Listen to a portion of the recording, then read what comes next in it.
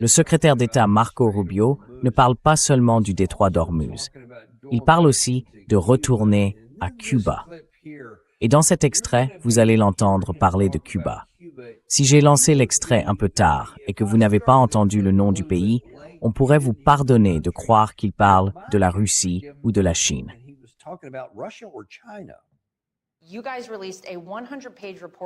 Vous avez publié un rapport de 100 pages sur Cuba, que vous qualifiez de capitale du communisme du XXIe siècle.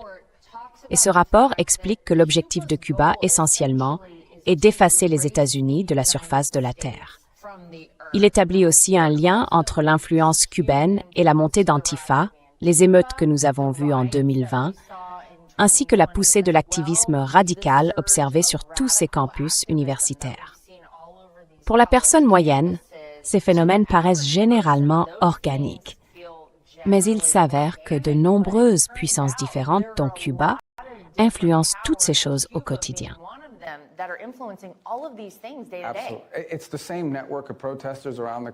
C'est le même réseau de manifestants à travers le pays. Ce sont les mêmes personnes que vous avez vues dans les rues, en train de brûler des choses en 2020. Ensuite, ils changent de rôle et deviennent des manifestants pro-Hamas. Puis ils changent encore de rôle et, dans les 48 heures qui suivent l'arrestation de Maduro, ils ont déjà des pancartes préimprimées devant le tribunal, exigeant sa libération. Ensuite, ils sont dehors pour les actions contre l'ICE, à attaquer des agents de l'ICE. Il n'y a rien de spontané là-dedans. C'est financé, c'est organisé, et Cuba fait partie de ce réseau. Dans certains cas, c'en est même un élément essentiel. Et c'est un réseau qu'ils utiliseront comme une arme contre nous.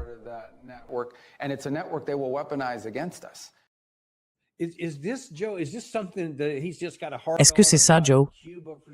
Est-ce qu'il s'acharne un peu sur Cuba pour une raison liée à son histoire familiale? Il veut simplement s'en prendre à eux? Ou bien, est-ce que Cuba sert juste à dire que non, tout ce qui se passe en Amérique et ailleurs a un lien malveillant derrière? C'est presque comme s'il faisait l'inverse de ce dont vous veniez de parler. Et je suis d'accord avec ça. Il y aurait un lien entre ces autres guerres et l'idée que non, il faut s'en prendre à Cuba ou à n'importe qui, parce que rien n'est spontané. Personne ne manifeste vraiment parce qu'il n'aime pas voir des gens massacrés à Gaza. Non, bien sûr que non. En réalité, c'est Antifa et Cuba. Ils essayent de détruire l'Amérique. Aidez-nous à comprendre.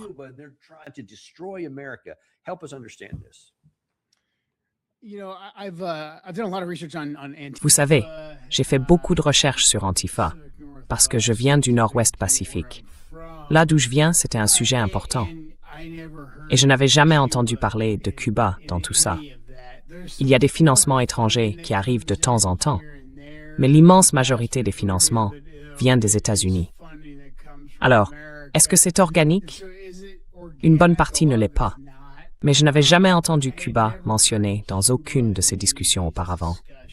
Donc oui, je pense que Rubio essaie de rattacher ça à son projet fétiche, qui est en gros de renverser le gouvernement cubain. L'idée que Cuba, cette toute petite île, encore une fois, il suffit d'ouvrir une carte et de voir à quel point Cuba est petite. Même si l'objectif numéro 1 de Cuba était de renverser les États-Unis, quand on regarde une carte, ça devient assez comique. Non, parce que Cuba est plutôt petite et nous sommes plutôt grands. C'est pas très compliqué.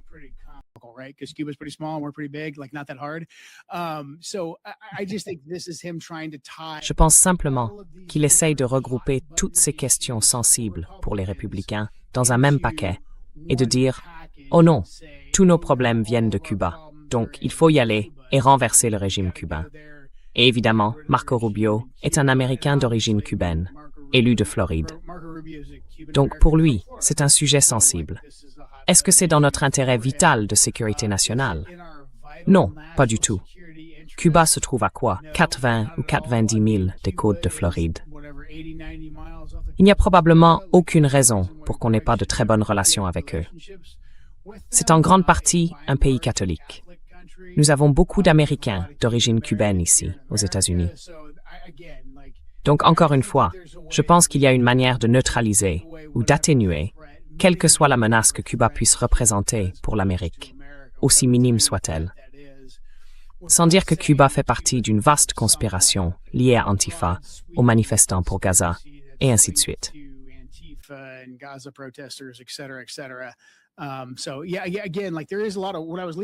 Donc oui, encore une fois, quand je quittais le Centre national de lutte contre le terrorisme, beaucoup de travail était en cours pour essayer de déterminer d'où venaient certaines sources de financement d'Antifa, notamment certaines sources de financement étrangères. Encore une fois, je n'ai jamais entendu, enfin, il y en a peut-être qui viennent de Cuba. Mais si vous commencez à dire « non, non, Cuba, ce pays contre lequel nous voulons mener une action militaire ensuite, fait partie de tout ça », vous décrédibilisez et vous détournez une grande partie du renseignement, du bon travail de renseignement qui est probablement mené pour essayer de protéger les Américains, juste pour nous entraîner dans une autre forme de folie de changement de régime, qui n'est probablement même pas vraiment nécessaire.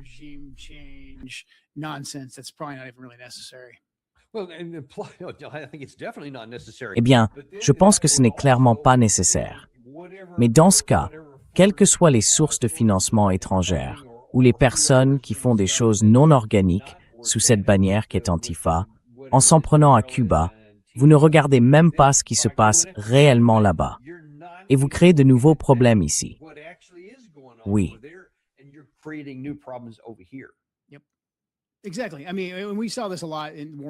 Exactement. Je veux dire, on a beaucoup vu ça pendant la guerre contre le terrorisme. On a dit qu'il y avait des cellules d'Al-Qaïda actives en Irak, qu'elles travaillaient avec Ben Laden, etc. Or, il n'y avait pas d'Al-Qaïda en Irak avant qu'on y aille. Mais ensuite, on a largement détruit notre crédibilité pour la suite quand on a dit « Eh, il y a des cellules d'Al-Qaïda actives au Yémen, il y a des cellules d'Al-Qaïda actives dans d'autres endroits. » Les Américains se sont alors dit « Est-ce que vous nous mentez aussi sur celle-là » Je veux dire, il faut vraiment être très prudent ici.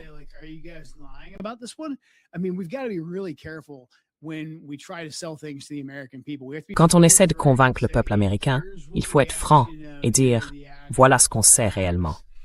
Voilà les faits réels. » Au lieu de dire « Vous savez, Marco Rubio et tout un groupe de riches donateurs cubano-américains en Floride veulent vraiment qu'on aille renverser le régime là-bas, à Cuba, et on pense que ce serait plutôt facile.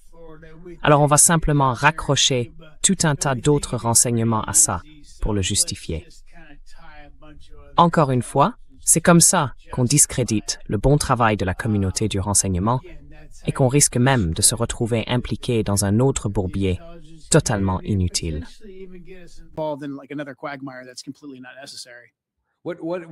Qu'en pensez-vous? Je veux dire, d'après ce que vous savez, qu'est-ce qui se passerait si nous essayions de renverser Cuba par la force militaire? Est-ce qu'il s'effondrerait comme le Venezuela l'a fait ou est-ce qu'il résisterait?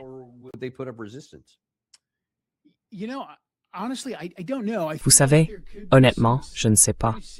J'ai l'impression qu'il pourrait y avoir une résistance assez forte.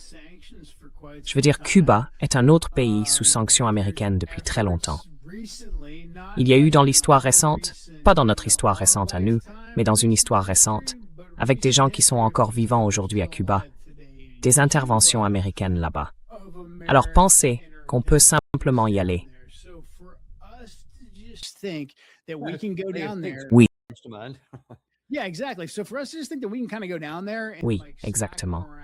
Donc si on pense qu'on peut simplement débarquer là-bas, leur mettre une raclée et qu'ils vont nous remettre les clés du royaume, je crois qu'on se raconte un peu nos propres histoires. Écoutez, on a eu de la chance au Venezuela, c'est vrai. On avait des gars compétents. Ça fait maintenant plus de 25 ans qu'on mène des raids héliportés. On est plutôt bon là-dedans. Mais il y a aussi eu beaucoup d'autres facteurs qui ont joué en notre faveur et qui ont permis que ça marche. Et je ne sais pas si je vous l'ai déjà raconté dans cette émission. Juste après le raid au Venezuela, je suis allé parler à certains des gars qui faisaient partie des unités ayant mené cette opération. Je les félicitais et ils me racontaient le déroulé, étape par étape. Et ils m'ont dit « Hey, est-ce que vous comprenez, à Washington, qu'on ne peut pas faire ça partout.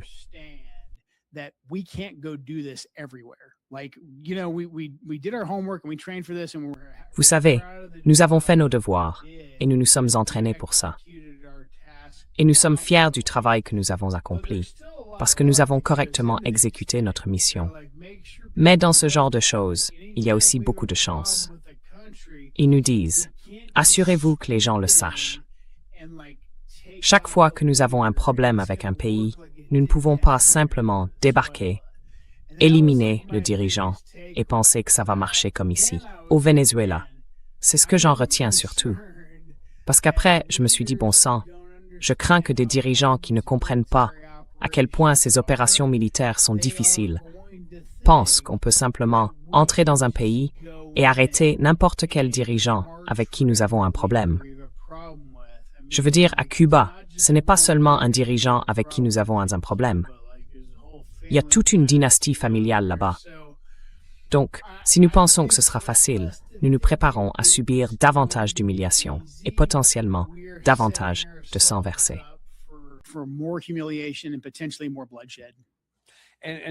Et dans la mesure où vous pouvez en parler, quels sont les éléments dont ils ont dit qu'ils relevaient de la chance, qu'ils avaient joué en notre faveur, mais auraient pu ne pas le faire, et qui auraient pu changer l'issue?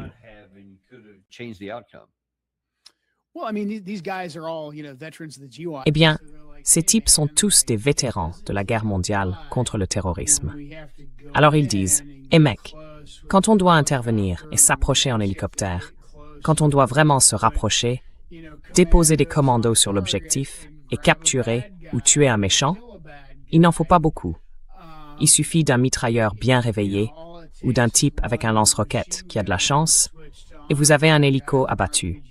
On l'a déjà vu encore et encore, même avec certaines des meilleures technologies et les hommes les plus compétents. » Il disait, « Eh, il y a une certaine... » Puis, eh, avec votre expérience, vous comprenez qu'on peut avoir les meilleurs hommes sur l'objectif et qu'ils peuvent quand même passer une mauvaise journée.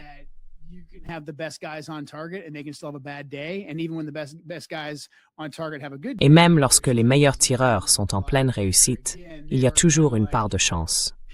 Encore une fois, il disait en quelque sorte, les gens doivent comprendre la réalité de ce type d'opération. Chaque fois qu'on a un problème avec un dirigeant, on ne peut pas simplement entrer et l'éliminer. Même si on pense pouvoir le faire, notre chance finira par tourner. C'est le genre de situation où nous devons avoir de la chance à chaque fois. L'ennemi, lui, n'a besoin d'avoir de la chance qu'une seule fois. C'était surtout ça. C'est surtout de cela qu'ils se méfiaient. Et bien sûr, l'Iran était dans toute leur tête. Ils disaient, vous savez, j'espère que le patron comprend qu'on ne peut pas reproduire cette magie en Iran.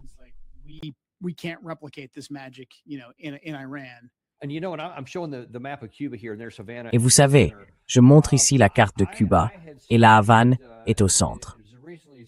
J'avais étudié récemment, il y a seulement 2 ou 3 ans, beaucoup de choses sur ce qui s'est passé avec Castro, quand il a renversé Batista, et tout ce qui s'est produit après, etc. Beaucoup de choses se sont passées dans la ville, des choses qu'on peut gérer. Mais dans ces montagnes, ces collines et ces bois, à la campagne, des batailles ont eu lieu pendant longtemps. Et c'est l'une des façons dont les hommes de Castro ont pu l'emporter sur la durée, Che Guevara et certains de ces autres types.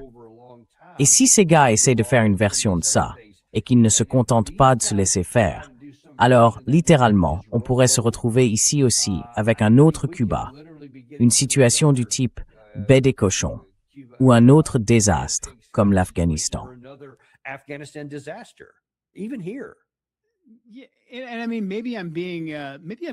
Et je veux dire, peut-être que je suis un peu naïf là. Mais enfin, une réaction de bon sens, ce serait de se dire ce sont des Cubains. C'est un pays catholique. On a tellement de choses en commun avec eux.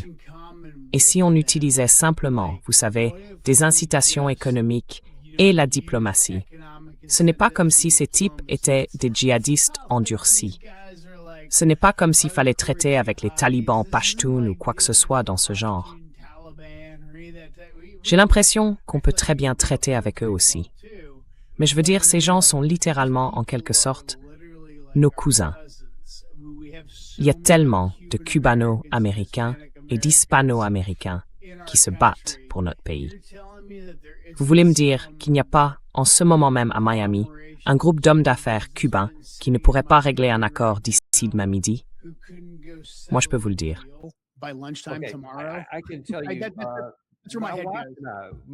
Ma femme et moi sommes allés à Cuba en 2015 dans le cadre d'un voyage organisé par notre Église, une sorte de mission. C'était donc avant l'arrivée du président Trump.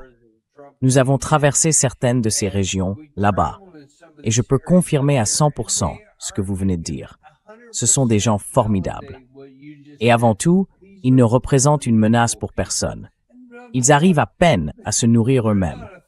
Les magasins d'alimentation, même à l'époque, n'avaient pratiquement rien dans les rayons.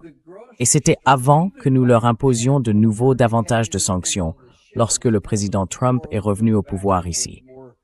Mais il n'y a aucune raison de faire cela. En tant que nation, ils ne représentent aucune menace que nous ne pourrions écarter simplement en ayant de bonnes relations avec Cuba.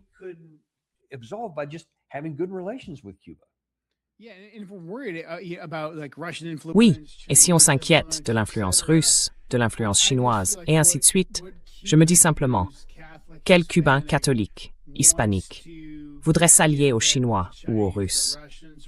Ou préférerait-il travailler avec ses cousins de l'autre côté de l'eau, à Miami? Pour moi, c'est tout simplement un problème que nous nous sommes infligés nous-mêmes, que nous avons créé. Et je sais que Marco Rubio a probablement des liens familiaux profonds, et qu'il y a sans doute une raison pour laquelle il veut s'impliquer là-dedans.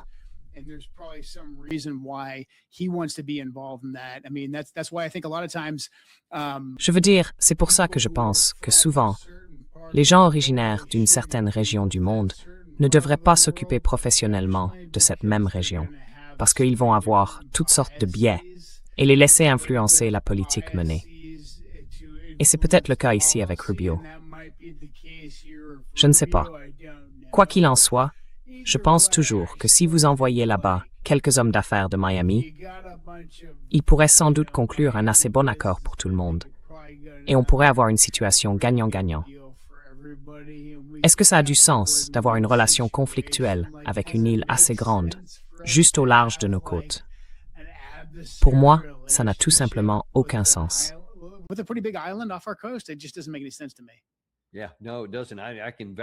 Oui, non, ça ne le fait pas. Je peux le confirmer sans hésiter. Je ne pourrais pas être plus d'accord avec vous là-dessus. Et j'espère que d'une manière ou d'une autre, la raison l'emportera, qu'on n'ira pas tuer un tas de gens et faire tuer un tas d'Américains pour démontrer à quel point cela pourrait être désastreux. Il va falloir attendre et voir. Mais quoi qu'il en soit, comme toujours, merci beaucoup d'être venu aujourd'hui et d'avoir partagé ces analyses. Et nous avons hâte de vous recevoir à nouveau très bientôt. Absolument, mec. Merci. Merci et nous vous apprécions. On se retrouve demain dans le Daniel Davis Deep Dive.